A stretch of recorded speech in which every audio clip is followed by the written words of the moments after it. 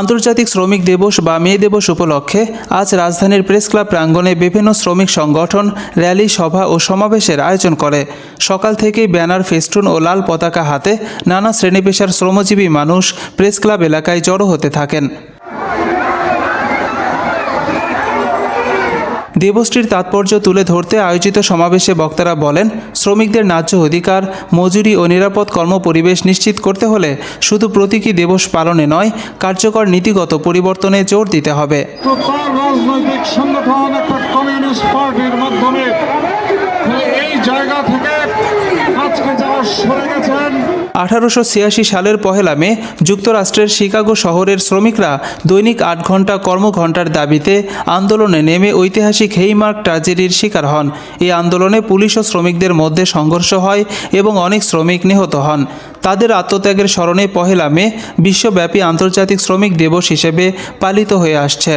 আজকের কর্মসূচিতে জাতীয় শ্রমিক ফেডারেশন, জাতীয় গার্মেন্টস শ্রমিক ফেডারেশন, গার্মেন্টস শ্রমিক ঐক্য ফোরাম, ইটভাটা শ্রমিক ইউনিয়ন সহ বিভিন্ন সংগঠনের নেতাকর্মীরা অংশ নেন। সমাবেশে বক্তারা শ্রমিকদের জীবনমান উন্নয়ন, সুরক্ষা ও অধিকার রক্ষায় সরকারের কার্যকর পদক্ষেপ দাবি করেন।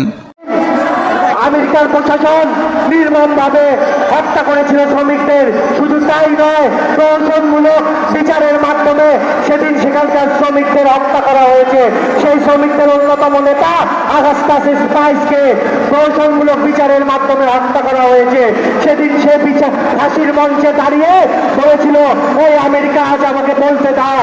আজ সারা বাংলার মেহনতি মানুষ বলছে, এই রাষ্ট্র আমাকে বলতে দাও।